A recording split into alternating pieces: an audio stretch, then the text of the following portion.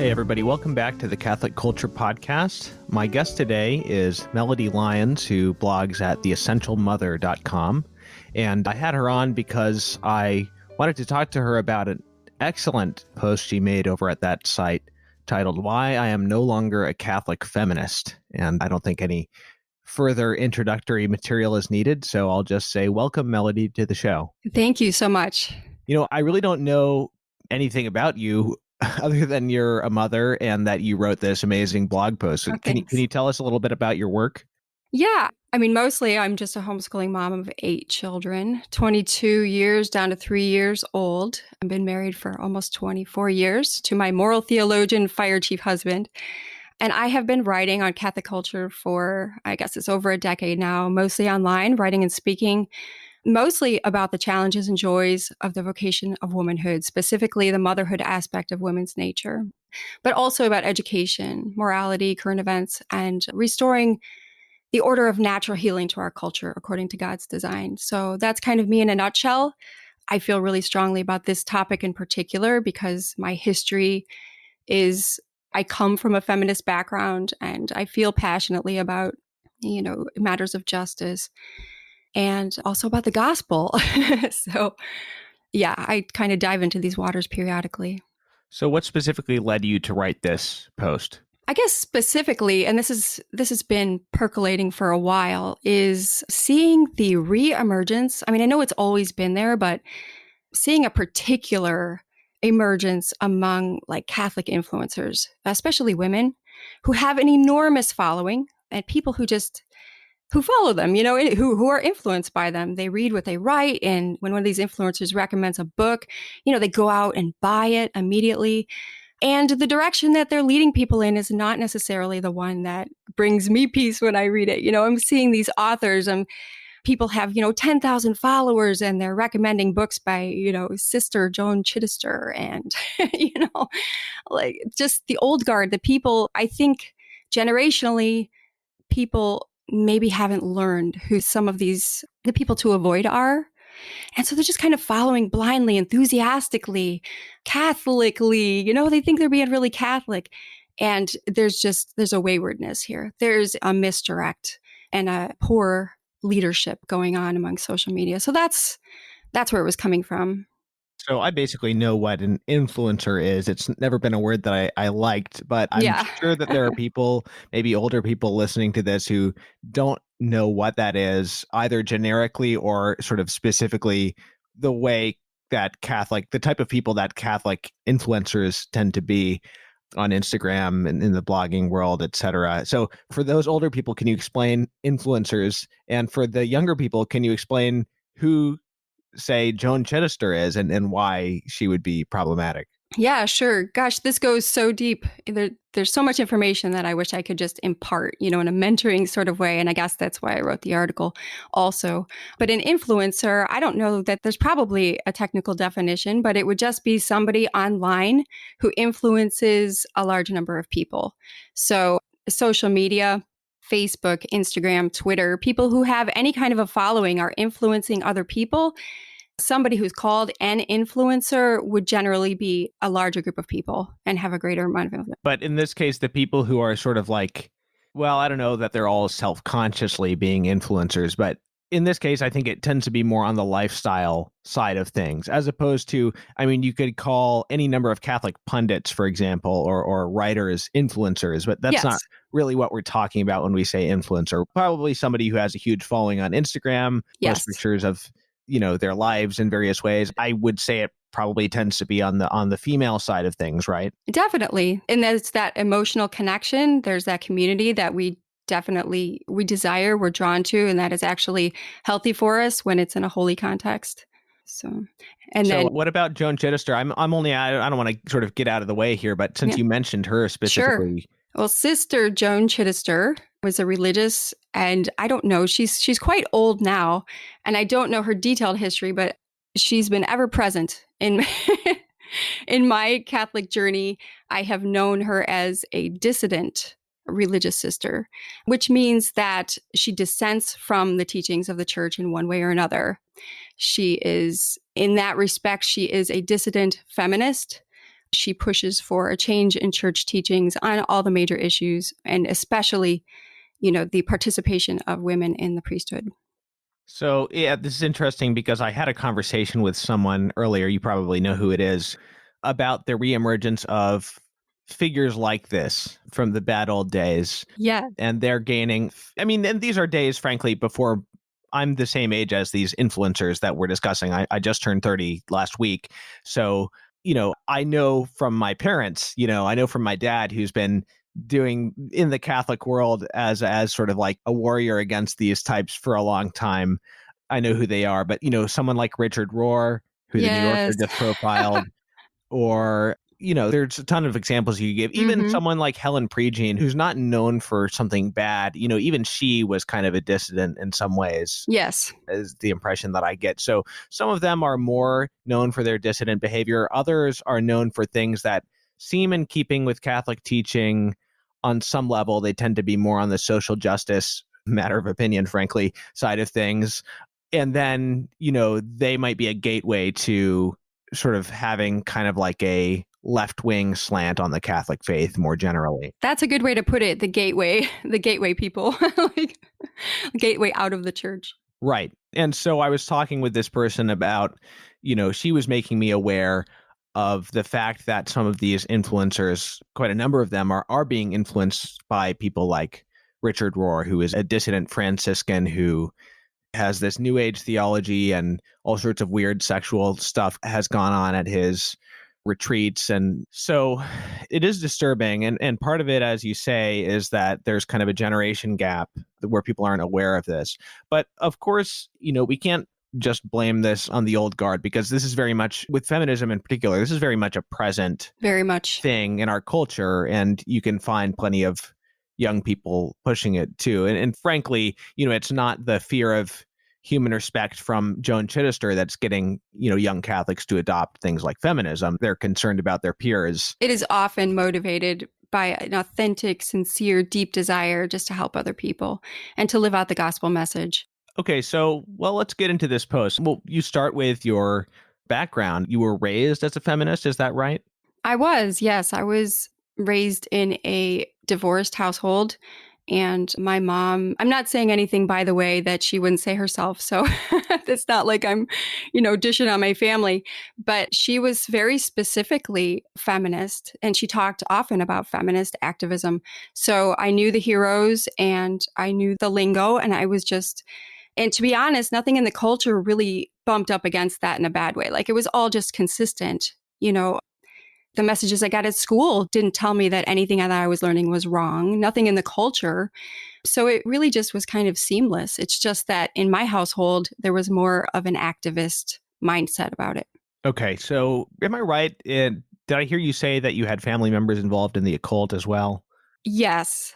And, I don't really want to talk too much like in depth about people, but absolutely. And I was also pretty deeply involved myself. So, and was that linked to the feminism? I think it's all linked. And that's what I think a lot of people don't understand, is that when you get off the path and you start replacing Christ and the gospel with anything else, and you do it with fervor, it remains activism, but it necessarily takes on a spiritual component as well. And what I've seen from feminism and even from the Catholic left is that all of these things kind of converge, and they either are rooted, come from the same root, or they lead there. And I don't know if that's confusing or not, but no. Well, that kind of leads us to one of your first points in the article, is that feminism is not just a political movement. It is inevitably a spiritual disposition. Absolutely. So is that something you can expand on? Yeah. Well, first of all, it is, by and large, the movement is without Christ, anti-Christ. And whether somebody would call themselves an anti-Christian or not, that's the reality. You're replacing the fatherhood of God and the sovereignty of Jesus Christ with something other. And so it's really, it becomes very self-focused, very much about self-preservation, this maintaining this sense of offense and a sense of like constant injustice being perpetuated. The mindset necessarily leads to a place of anger, bitterness, and ingratitude. And that's just the death knell of the soul. You can't stay there and continue to thrive in peace and joy. And I think the more that feminism beats that drum of that anger that they consider righteous, but really turns quickly into like an unholy rage, the further away from Christ it gets. And that's really where it just starts to degenerate into a whole spiritual mess. Well, okay. Maybe we can talk about that in the context of your life as a young woman without getting into any details that you prefer not to, but just sort of what we were talking about in the post about where this led you personally. Mm-hmm. So let me see. Where do you start? So this is interesting about where I was raised in the church and where I am now, because the first parish of my memory was actually the seedbed for Future Church. I'm not sure if you've heard of Future Church, but it was founded in, I think, 1990. And it's basically just this dissident organization that said, we don't want to follow the rules of the church anymore, and we want female priests, and we want everybody to be able to receive communion. And so while I was there, so they officially founded it in 1990, but I was there in the preceding 10 years.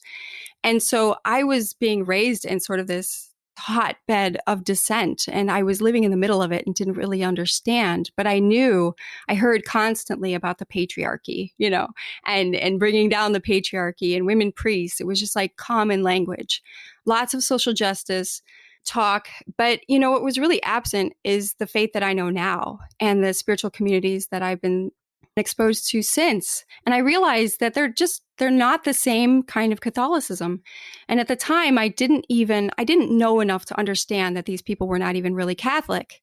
They were building an activist community. And when they left the church, they were not living as Catholics. They were practicing paganism. They were practicing goddess worship. They were living, lives completely contrary to the moral teachings of the church. The church for them was a way to express their frustration, their anger, and, to sort of manifest this ideology of feminism. And so that was where I was being formed. And so that's really interesting, because I guess I didn't catch that from your post, that you were raised you were raised in secular feminism, and it was secular in its thinking, but you were raised in the old Catholic feminism, which is something I didn't realize. Yeah. And, when I started putting the pieces together later on, I was really kind of amazed that here I was as this child, sort of living in the middle of it and being formed by it, and absolutely spiritually formed by it as well, because there was this enmeshment. There was like this idea of this, this amorphous spiritual, well, it was just the whole new age idea of the universe, the power of the universe and tapping into it. But feminism takes that to a different degree, because it tends to focus that spirituality on the woman and kind of that goddess form. It puts the control in the hands of the woman. So feminism I know feminists who dabble in Buddhism and different things, but really there's more this rejection of anything that is led by a man or, already like set and has a patriarchy or this deep history. It's very much about the spirituality of one person. What I say, what I want, what I feel I need.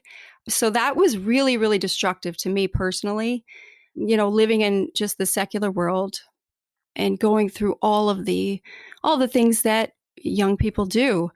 I had no mooring. I was living in a church, but it wasn't really the Catholic Church. It was like this, it was called the Catholic Church, but nobody in my family really believed it. I wasn't really learning it. That's, that what they're teaching in the schools that's another whole disaster. But it really led me to a place of despair, not just feminism, but that spiritual root.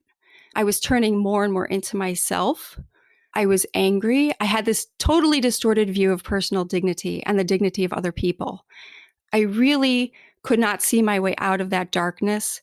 And also there was this contradiction with feminism, because when you're hurt by other people, when you're hurt by men, when you're hurt by women in the movement, it doesn't come to rescue you. These people don't come to rescue you. They're so focused on their activism, on what they want for themselves, on their specific goals, that people it's bloody. Nobody's really happy. So that was my teenage life in a nutshell. But feminism was definitely in the middle of that. And the other thing that feminism did was that it really prevented me from seeing Christ the healer. It really prevented me from seeing God the Father, because my knee-jerk reaction was simply that, there was something about men that was inherently icky and offensive and interfering with my goals and with who I needed to be. And whenever there was a male figure involved, I had this reflexive, because remember, I was formed in this. So it wasn't even something that I intellectually, took apart and necessarily chose. But there was this reflexive rejection. And as we know, that's just, if you try to find healing outside of Christ, you're just going to reach a dead end. So the things you just said kind of tie into two of the responses you make to the claim that feminism is just something that seeks justice for women or equality, or even sometimes people claim that feminism, wants the best for everybody. Later in your post, you write, I'll quote, "There isn't really a unity in anything," feminism that is, "except a drumbeat of defiance and anger. Sometimes it protects, sometimes it destroys, but it only ever stands for itself." And then the other point, which you just touched on, is that even in terms of equality, it always, even the concept of equality is sort of problematic insofar as, because men and women are different, it always ends up with some kind of resentment of what is seen as male privileges or prerogatives. So you mentioned the male priesthood or the fatherhood of God, even though, of course, yes, we know God isn't male, strictly speaking. Right. But those things are things that, and I'm sure we'll get into this later, but even sort of like the Catholic feminists now, who sort of in theory recognize that there are problems with like second wave and third wave feminism, they always, well, like the original feminism before the second wave and the third wave, kind of inevitably head in that direction of sort of oppositional language between women and men. Yes. And that's really because you can't, in order to get on top and stay on top, you have to oppress other people. There's no true equality here, because in order to fight this fight, which, they think is about equity, and it really isn't. And I say they, but that's really difficult too, because every feminist has her own set of beliefs, right? Or they're male feminists. So, but there's no, one thing I wrote in the article is that there's no foundational belief in the dignity of all people. It's just kind of a free for all. And it's really every man for himself or every woman for herself. So it does kind of require that suppression of another in order to gain an advantage. And I saw that, we talked about the old guard Catholic feminism, but that went along with what I saw in the women's business community, where there was this old guard, wearing the business suits, wanting to be like the men. They wanted equality, but in fighting to get that equality, they were really seeking to replace and supplant. And I don't know if there's another way to do it when you're looking at it from a secular perspective. So that's interesting. I mean, that's something that I talked about with Carrie Gress when I had her on to talk about her book about the anti-Mary. And that's one of the things she discusses in her book is sort of debunking this myth of this sisterhood where they're all united for the cause of women. And she shows how much sort of backstabbing and malice there was. Of course, every movement, has a certain amount of infighting, but on a person, it was like, as much on a personal level as on a level of sort of inter-ideological conflict. And she also brought up the fact that, studies have shown that women actually don't want to work under a female boss, for example. Interesting. Because of the competitive nature that comes out. Right. Yeah, it was, I guess, putting that into the framework of my experience in the Catholic Church with the feminist community at the St. Malachy's is where it is in Cleveland, Ohio. And it's still known for its dissidents, but it wasn't a happy community. It was lively.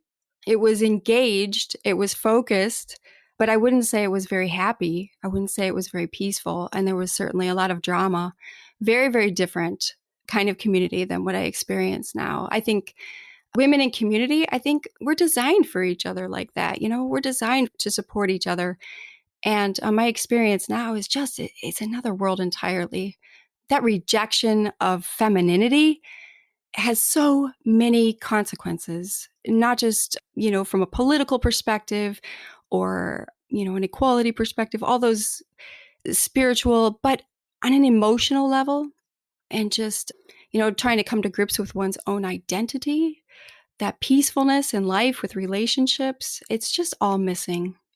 So what brought about your conversion to actual Catholicism? So my conversion was pretty rapid.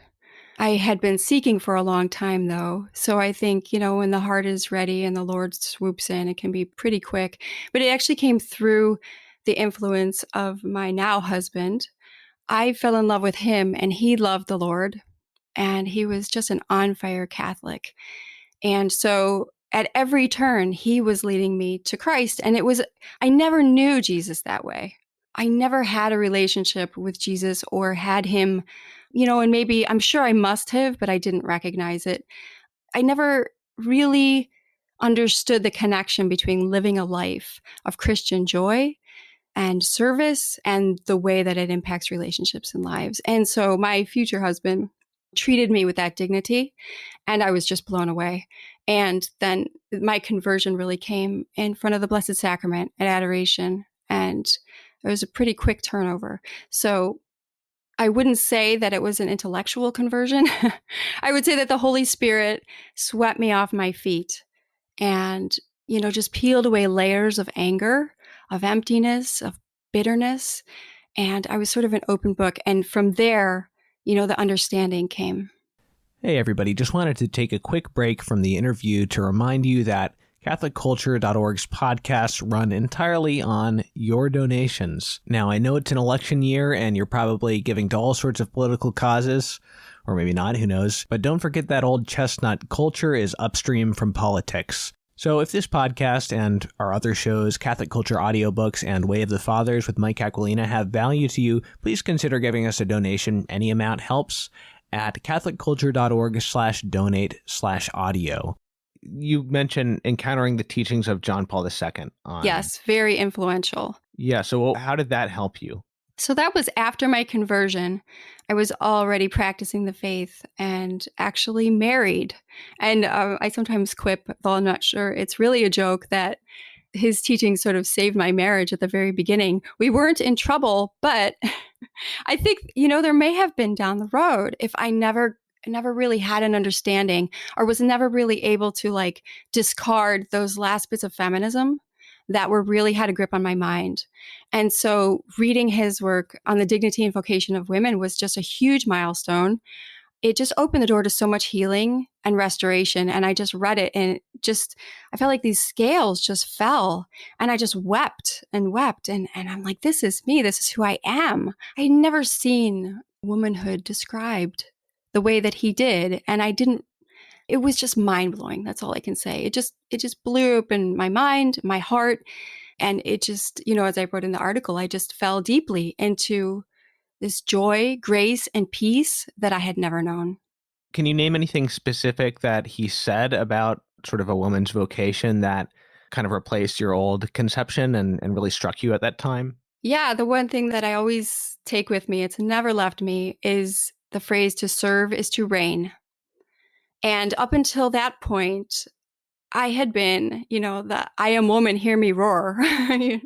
And it just sort of this spirit of defiance, which I'm sure is a spiritual thing, this kind of oppression from my involvement with feminism, but also, with the occult. And, that phrase, I wrote it all over everything on my notebooks and, at work and everything. And it was a freedom. It released me from the need to be in control, to be in charge of everything, to sort of be an activist for my life.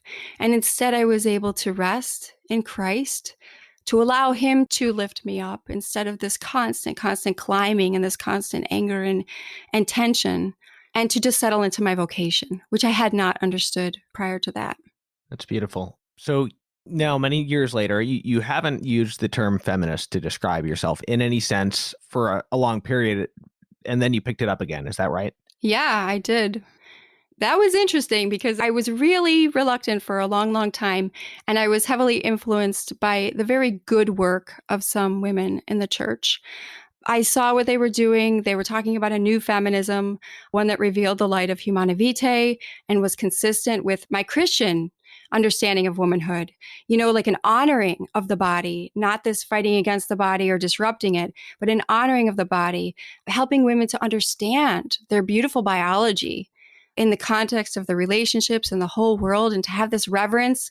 And from that reverence stems this desire to do the right thing and to follow natural law, and to reject abortion, reject contraception. And I loved that. It was so powerful. And so I did decide, you know what? I believe what they're saying. I'm reading what they're writing and it makes so much sense. I can get on board with that. And so I did.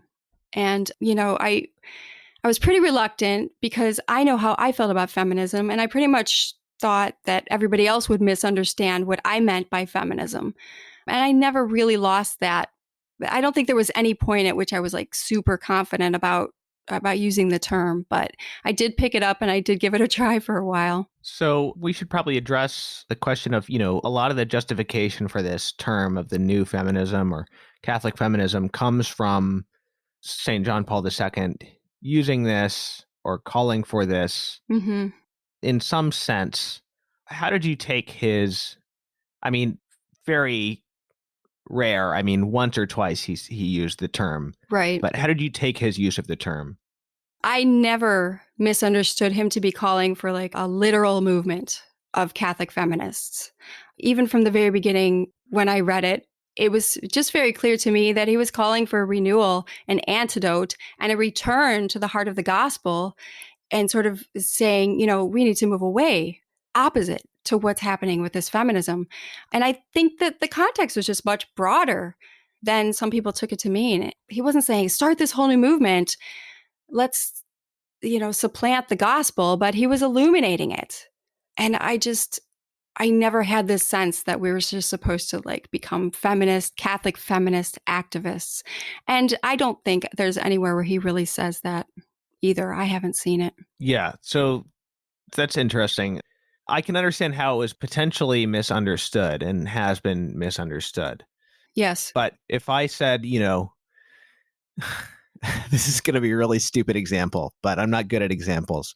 But if I said like, we need a Catholic blitzkrieg to, fight the forces of evil, I would be probably talking about like, saying the rosary or something. Right. And not actually, having Catholics driving tanks.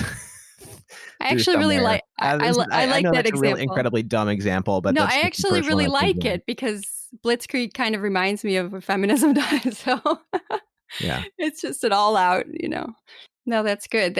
And I would agree with that. It was not telling us to start like this new thing within the church, or to sort of adopt a secular movement and adapt it to Catholicism somehow. Right.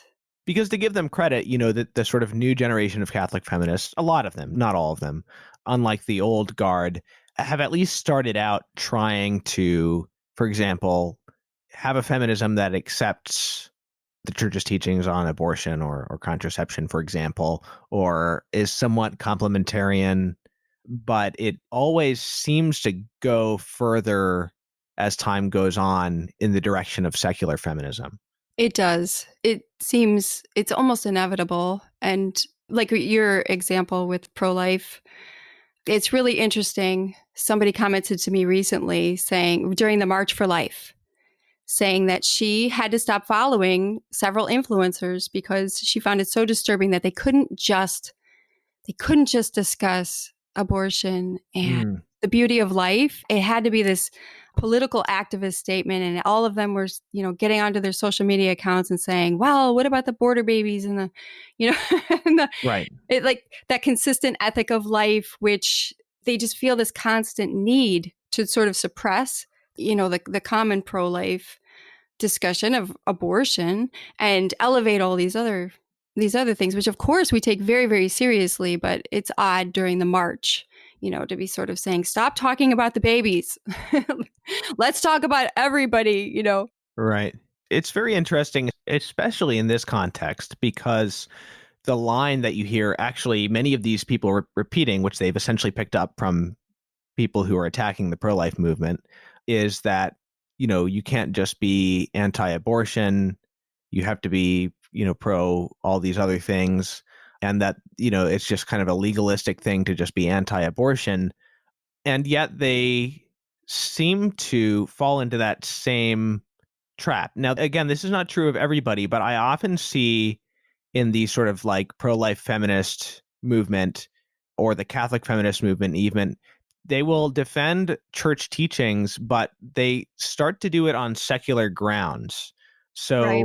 So for example, I was just looking into Audrey Assad earlier today Ah, because became aware that she had been influenced by Richard Rohr and that she had sort of like in the past few years made some very sort of un-Catholic statements. So I looked at an interview with her. She's a popular Catholic singer-songwriter, for those who don't know her. And, they were asking her to, what do you think about contraception now? And she basically like wouldn't give a strong affirmation of any of the teachings of the church. And insofar as she did affirm them, it was always on secular ideological grounds. So in the case of contraception, the first thing she said was like, I still have to think about it, but like it does strike me that the origins of contraception are very patriarchal and even anti-feminist.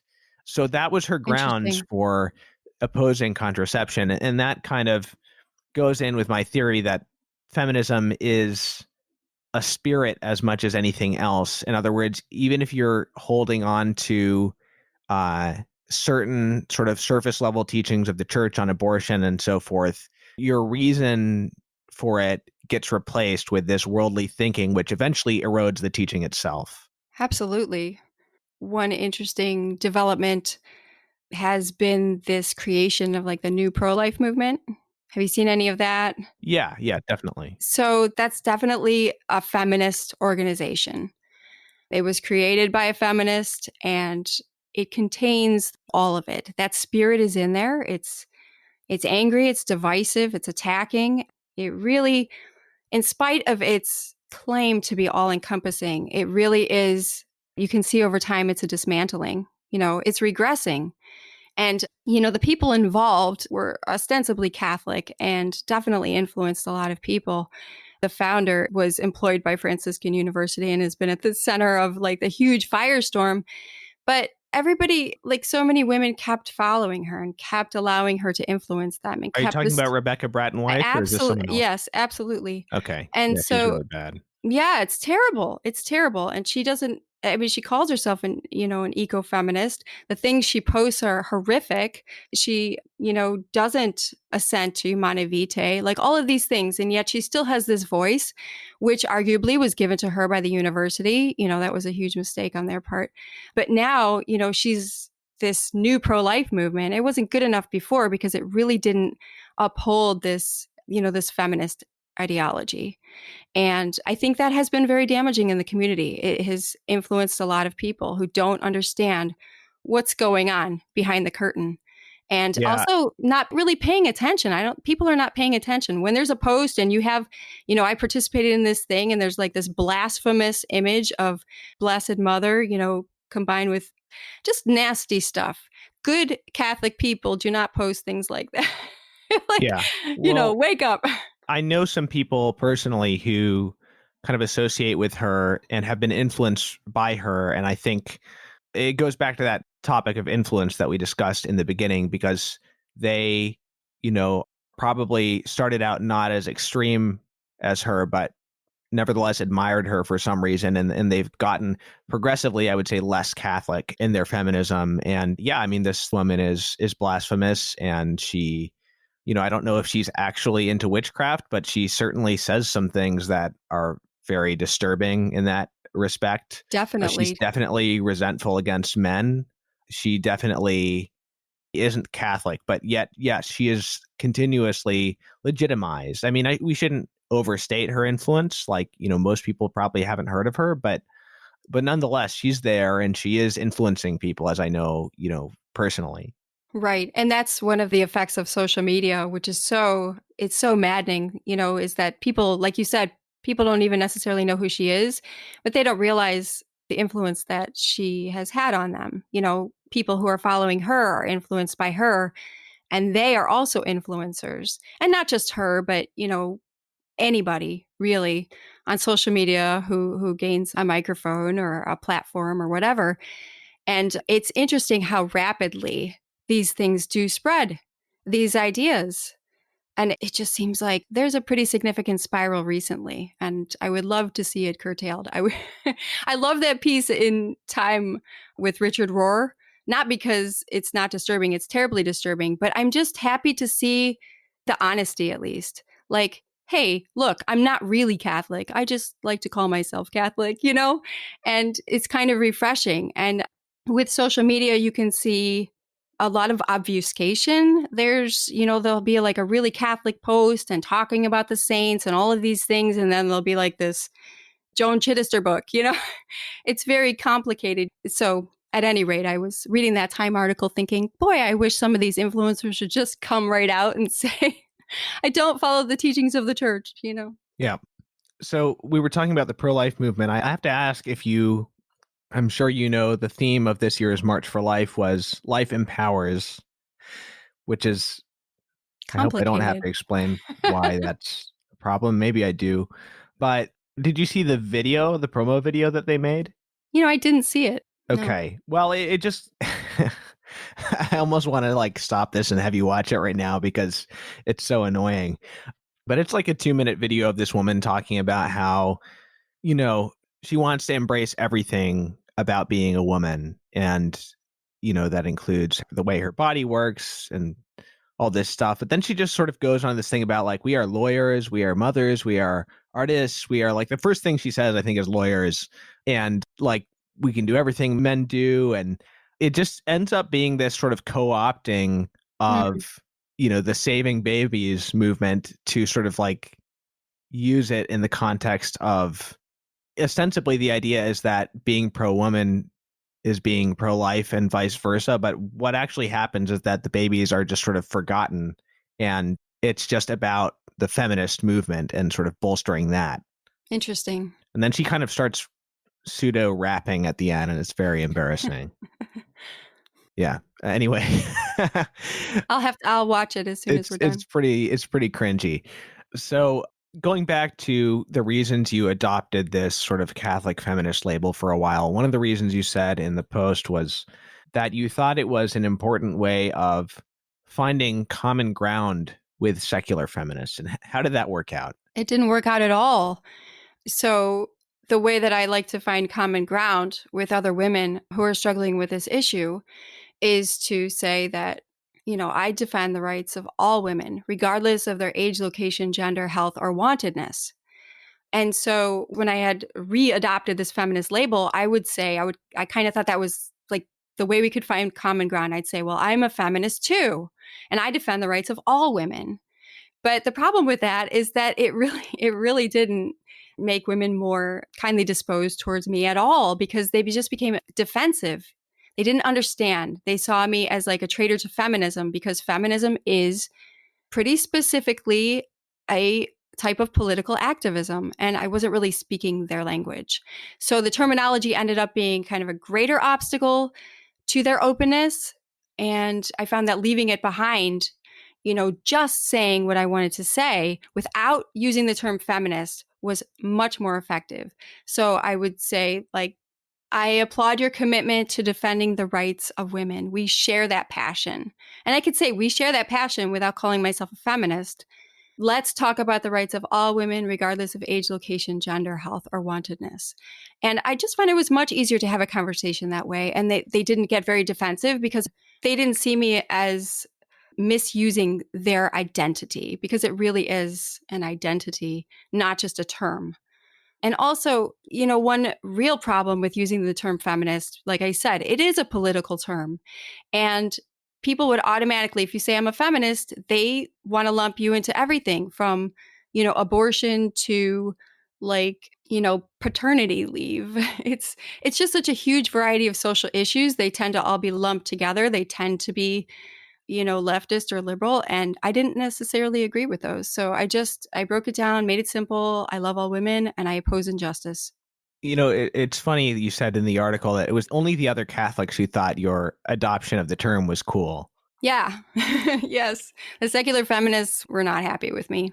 I honestly think a lot of young Catholics kind of dabble in, whatever kind of leftist cause you might want to name.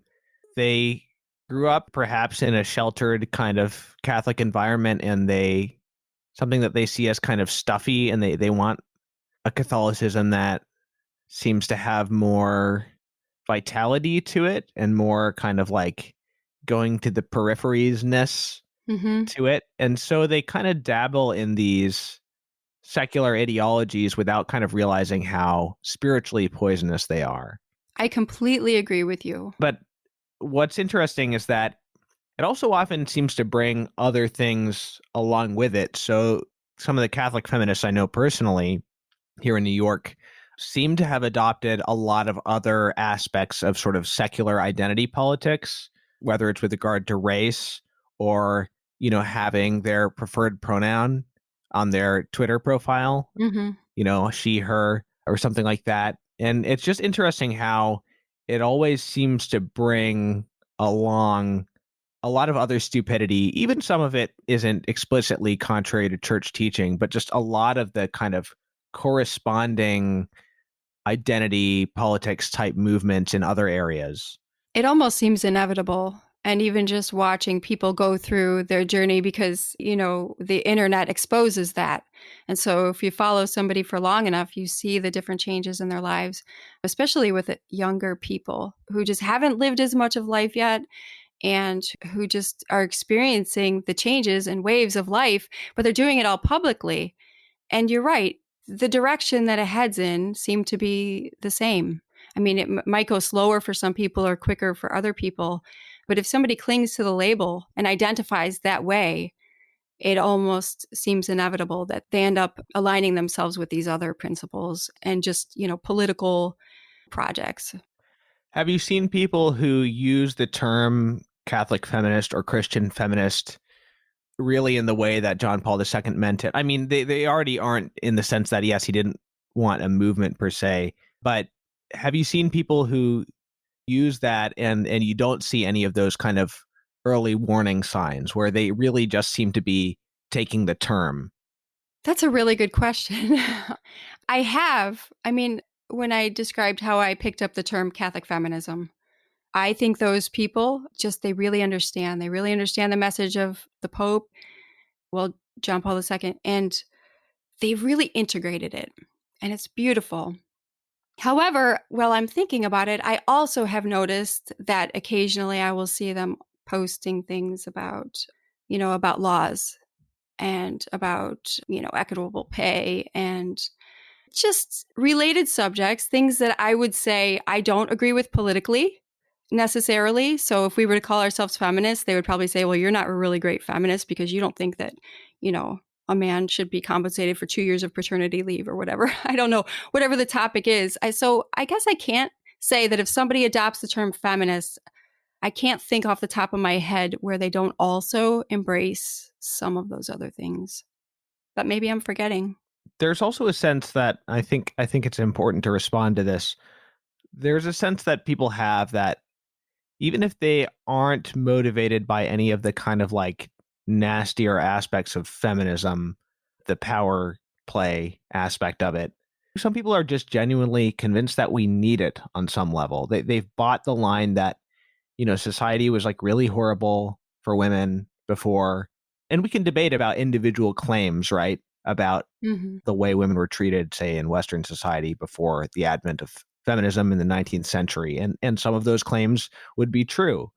But how would you respond to this sense that we need some kind of movement or ideology corresponding to the term feminism to kind of supplement Catholicism? I would say absolutely not. We have the gospel. What we need is a restoration to the gospel. And I think, you were talking before about young women who kind of see their Catholic upbringing as a little bit stodgy and they're looking for something more. And that's true. But what they've been presented with is like a sort of an insufficient presentation of the gospel message. And what a shame. There's nothing more radical than the gospel of Jesus Christ. And if we water it down at all, or, we ask it to sort of be a companion to another movement that we're holding, it just totally ceases to be Christian at its core. And that's what I used to think. I used to think when I adopted the term again, that we could sometimes water down the shocking clarity of the gospel in order to meet people where they're at. And then, like, if you read scripture, it cannot be watered down. And that's why I would say no. I would say absolutely not. The message of the gospel is sufficient. I don't see how reducing the gospel and highlighting feminism, how can that advance the healing of humanity? Well, I just don't you see had it. an experience of that in a concrete way in your sojourn among Catholic feminist circles, where you were actually asked to do that. I was asked to stop including my faith in the articles that I was writing for an organization which actually does a wonderful job in implementing this new feminism. But they wanted to expand their outreach. They wanted to make sure that they were accessible and not, off-putting in any way. And they asked me to stop. They asked all of us who were writing to stop including the faith in our writing. And I just, it was just kind of silly for me. And I realized we were at different places, and they really meant well, have wonderful hearts and doing wonderful work, but really, ultimately, the message of the gospel is sufficient. And Christ is the healer, and we keep sidestepping him. I just keep seeing this trend, and I have to check it in myself too. We can absolutely give in to this temptation to be ashamed of the gospel. We're hiding it, and we try to replace it. We try to replace it with like this social justice movement, because somehow the gospel isn't enough. So we have to make it more. We have to make it feminist. We have to be social justice warriors. We can't just be Christians and be dynamic, fervent, just integrated Christians, and bring it into all areas of our life. And if we did that, there would be absolutely no need for feminism. I think I wrote this, that, feminism is a response to sin. And if we truly lived out the gospel, there wouldn't be a need for feminism at all. There would be a response to injustice, the way that Christ asks us to respond to justice. I don't know. It's, when you dive into the scriptures and you dive into the gospel and you dive into your faith and you say, yeah, we are not alive. We are not vibrant in Christ. We are not passing on this beautiful, dynamic gift that we have received. It is not on fire in our hearts and in the hearts of our children. And that is our failure. And that breeds shame of the gospel. And it breeds discontent and ingratitude and rage and all of these things. And we have to get back to the heart of Christ. And that's ultimately why I just set that down again. I just felt like feminism cannot be the answer. This wasn't something that came up in your article, but I'm curious as to what observations you've made about the pressure on young men, and men of all ages really, to adopt some form of feminism. It's enormous. Feminism is a bully, and it teaches women to be bullies, and that's not lovely.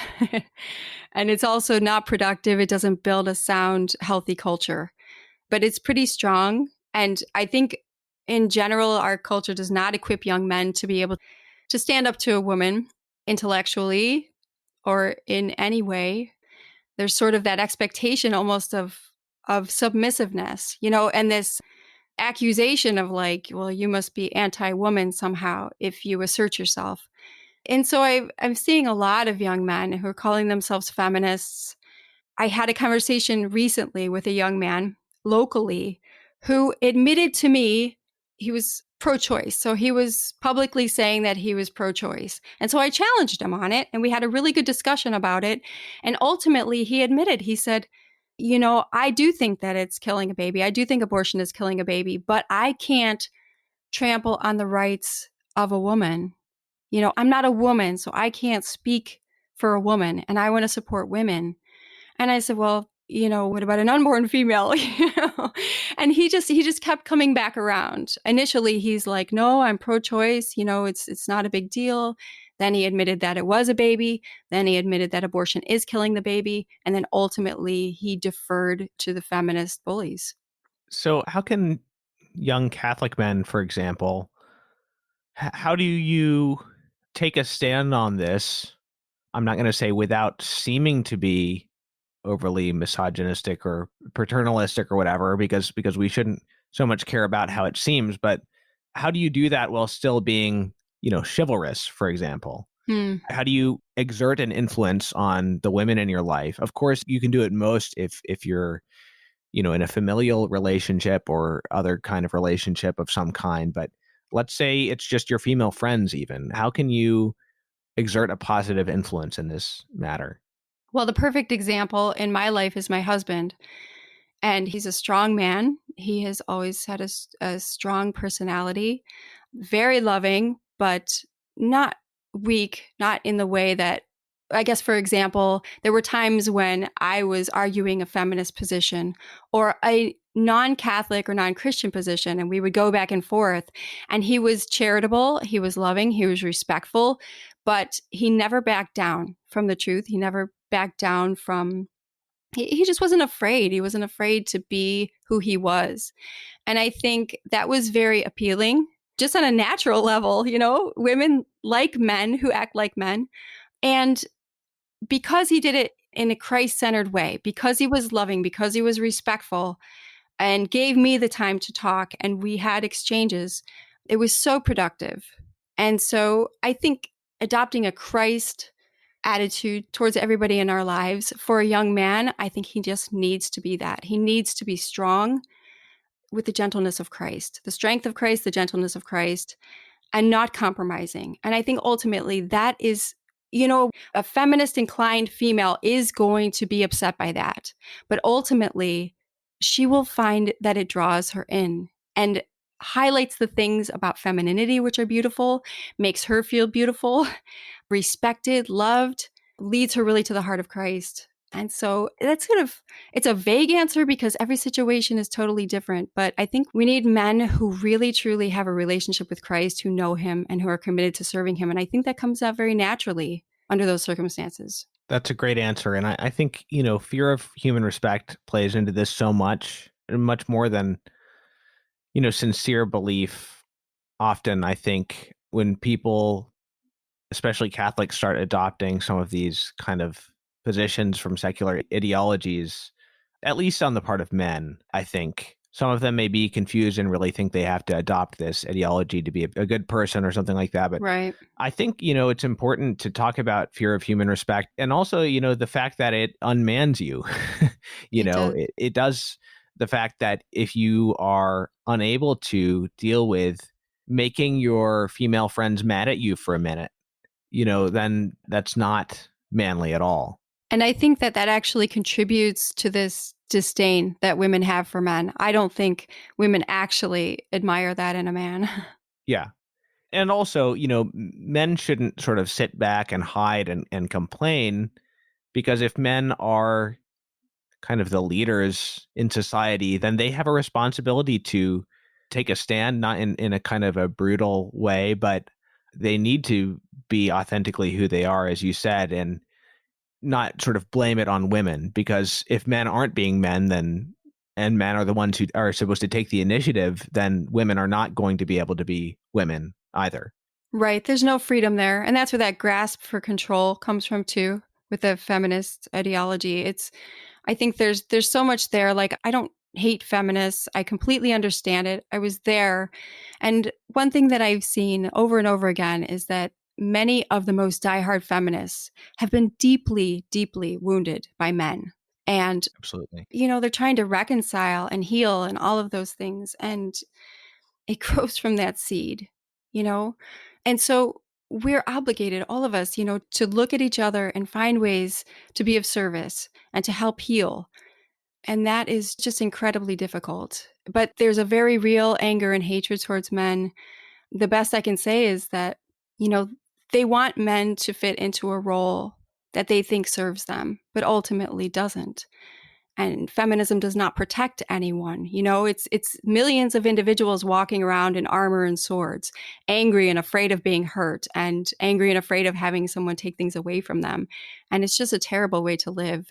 And the gospel way to live, it's imperfect because we're imperfect, and it can be messy, but it's this integrated community of respect and love. And that's where our answer needs to come from. Melody, it's been a delight chatting with you. Thank you so much for writing what you did. And I wonder what kind of responses you've gotten. There aren't a ton of comments on the post on your website. No, I've had a lot of silence. So I find that sometimes if I write a post that people aren't sure how to respond to, they won't. So, if you write something that people can identify really quickly, like, we see this a lot with politics, either like it's I hate Donald Trump or whatever, or I love Donald Trump. And then people engage and then they can say, get very animated with it.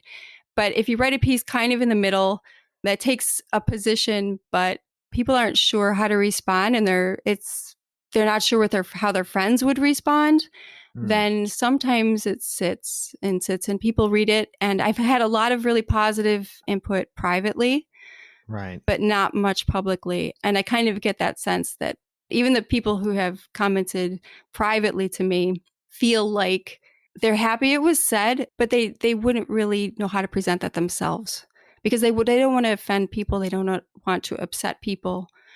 So it's been interesting. I did appreciate the comments that I've gotten so far, though. Very intelligent and right. Yeah, I guess there's some question as to whether silence in any given situation is the silence of fear or the silence of thoughtful contemplation. Yes. And sometimes also with social media and online, things just move very, very quickly. And if it takes a little bit too long to process, then everybody just moves along. So right. It's just the reality of it. But it was one of the best things I've read on the topic. I mean, well, in thank terms you. of getting to the spiritual aspect of it, it wasn't heavy on, history or anything like that, but it was focused on the spiritual aspect and the tug of war between this movement of pride and the love of Christ. So again, people can find Melody. I'll link to the blog post at the show notes page, which you can find at catholicculture.org/catholicpod. And in general, you can find all of Melody's writings at theessentialmother.com. So Melody, thank you so much for coming on the show. Thank you so much for having me. I enjoyed it very much.